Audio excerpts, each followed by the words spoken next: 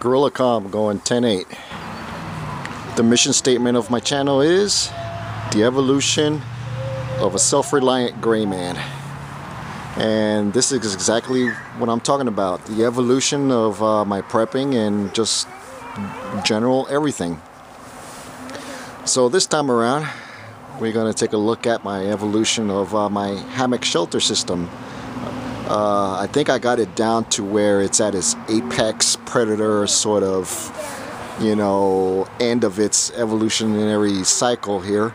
But like always, there's always room for improvement. Nothing is perfect. But for me, this system here is what's going to work for me as far as hammock suspension. So here in my little makeshift proving grounds, I have kind of like the steps that I took to get to where I'm at.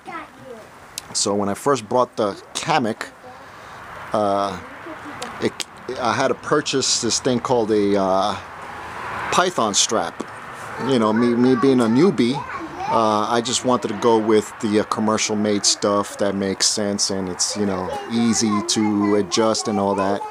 And this is what they came out with. It's just this big old 1-inch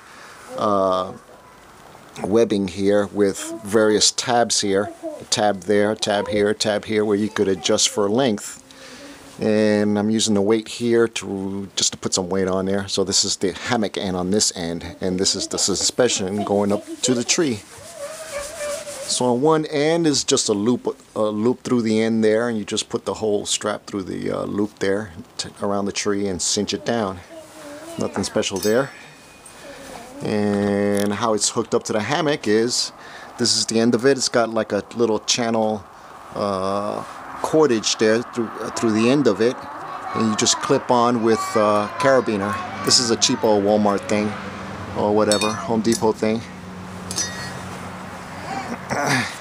and that's all it is. And to adjust it, I just unclip from there and adjust it up and down the line there. So here it is. Unclip it.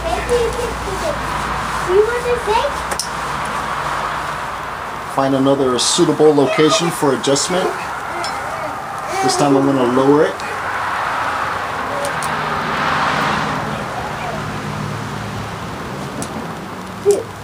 And clip it on there. And that lowered the strapping there a little bit lower to where your hammock is lowered down to the ground for adjustment. Pros, it's really easy to use. It's a no-brainer just about. Really reliable, really rugged, and your comfort level is at its highest as far as the confidence of using this, since it's heavy-duty webbing. The downside, it's bulky because of its bulletproof construction, and it weighs quite a bit. I mean, it doesn't weigh too much, but you don't need all this stuff. And this is pretty much how you take it down.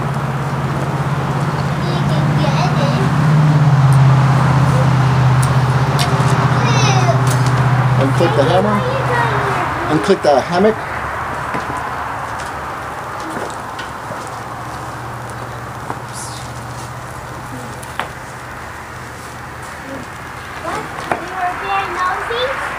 And undo the straps. So the next series of evolutionary change here was I was using a tree hugger or tree strap, this here. You could use cordage there, but what that would tend to do is dig into the bark of the tree and expose that location there for, you know, beetles, insects, disease, and you're leaving a trace. I like the motto of leave no trace. So that's why there's an importance for tree straps, you know, take care of our resources.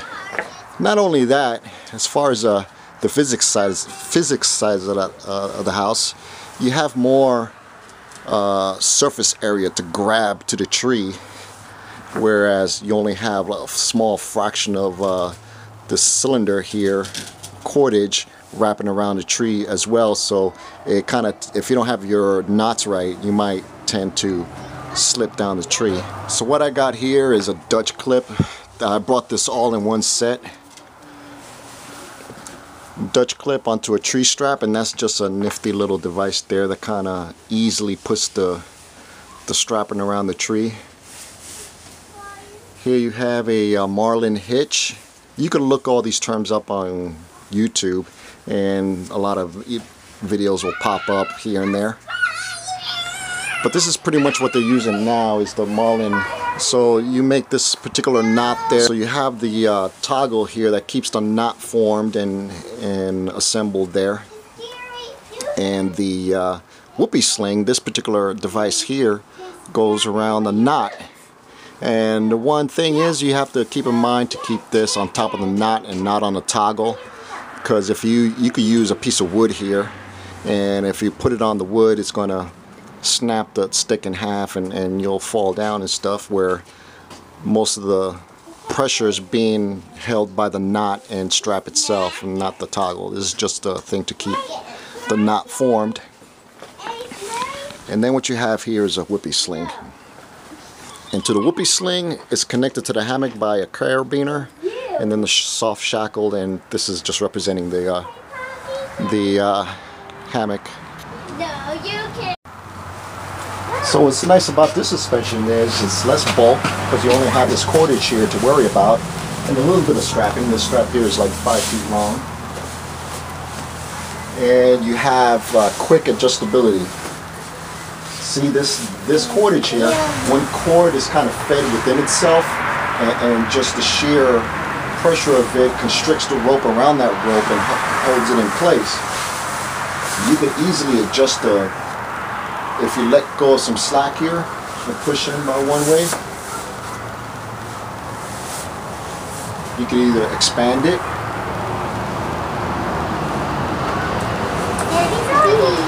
or tighten it. So you got plenty of adjustability going left and right on the hammock there with this setup here. And this cord is called amp steel, and it's really strong. This particular one, I think, is 7/64, and it's rated at 1,200 pounds. And here I'm going to loosen it.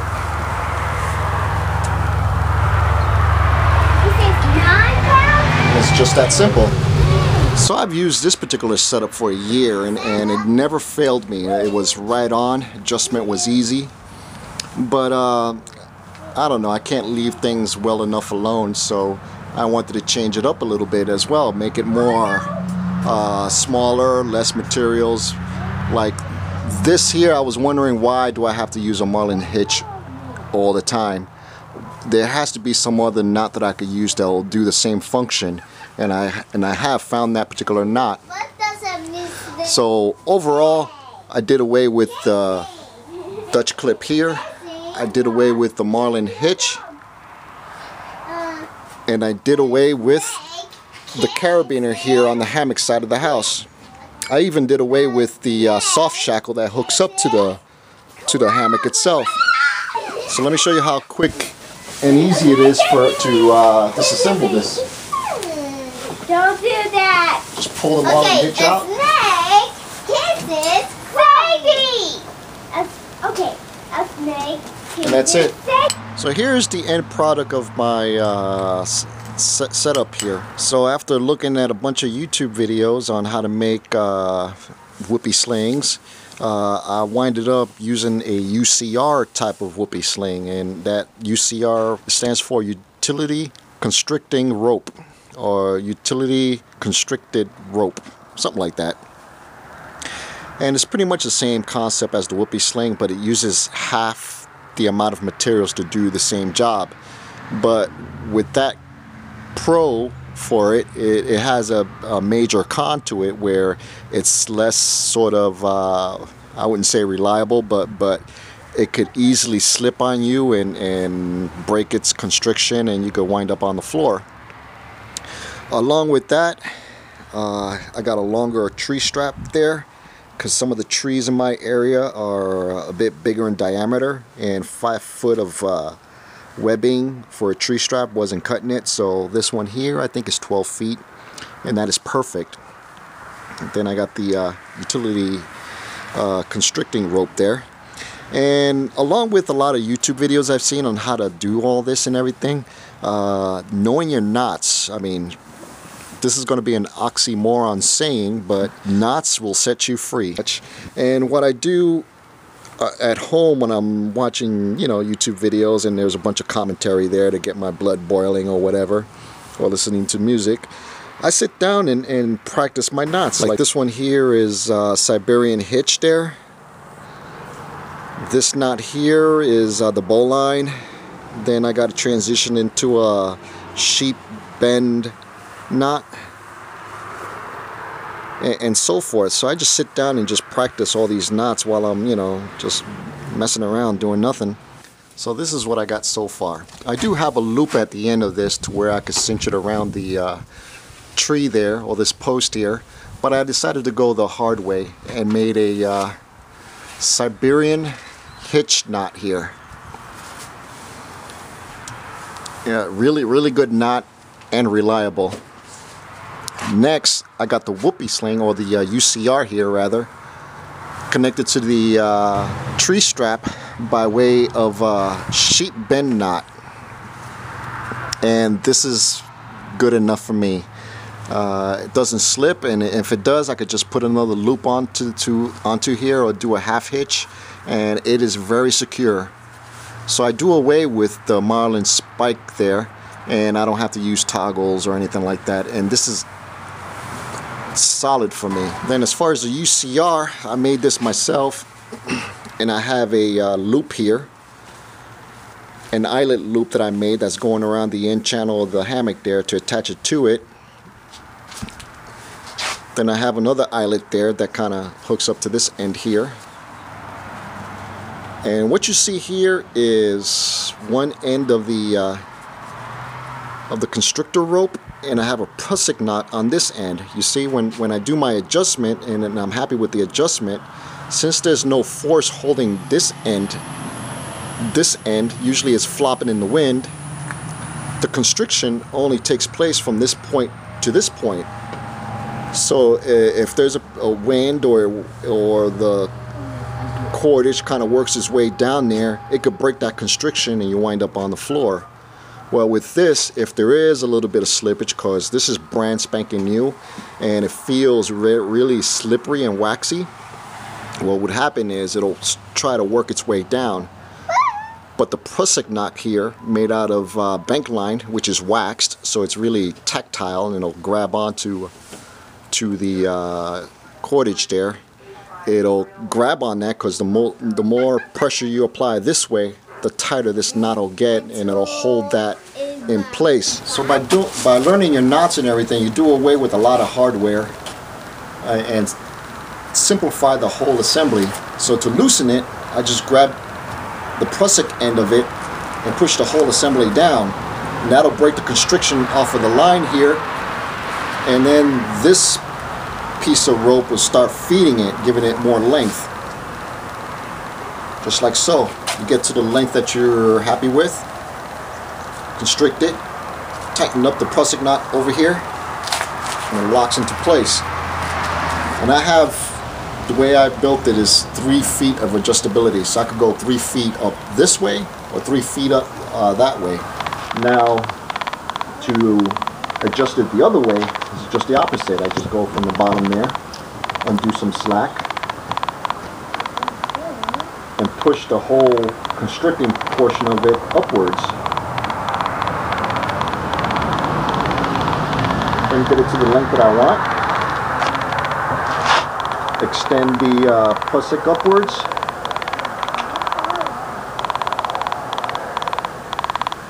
tighten the prusik on top, which will lock in the top portion of this constriction section, and then the weight of the hammock will constrict the bottom part of it, and the whole thing will constrict on the rope there.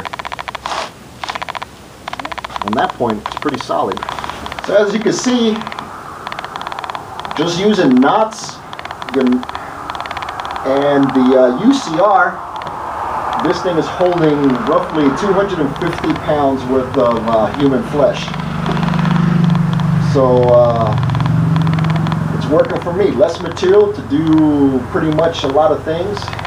So all this pretty much depends on your comfort level. I am totally comfortable with this. As you can see, I got my next generation here hanging precariously with this system here, and I have full confidence in my abilities in making this happen. So what I like about this setup here as well is once you got your confidence level where it needs to be to trust your knots and everything, setting it up is really easy, just as fast if you had all those other fancy hardware like carabiners and clips and what have you. But the teardown is just as easy, if not just as fast as any other method that I've encountered. So this here is permanently attached to the end here. Here to undo this to here, I just pull that and it comes apart. And I can stuff the rest of it down in the stuff sack. Then my tree strap, since this is a Siberian hitch, I just pull this lever here and the whole thing comes apart. There, I'm done.